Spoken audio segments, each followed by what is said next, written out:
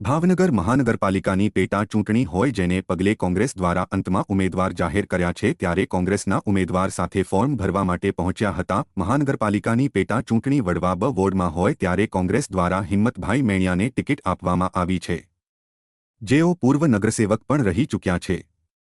Form ભરવા જતા પહેલા હિંમતભાઈ મેણિયા અને કોંગ્રેસ પ્રમુખ સહિતના નેતાઓએ બાબા સાહેબ આંબેડકરની પ્રતિમાને ફૂલહાર કરીને કલેક્ટર કચેરીએ ફોર્મ ભરવા પહોંચ્યા હતા। આમ કોંગ્રેસના ઉમેદવારે ઉમેદવારી પત્ર ભરીને જીતનો વિશ્વાસ વ્યક્ત કર્યો હતો।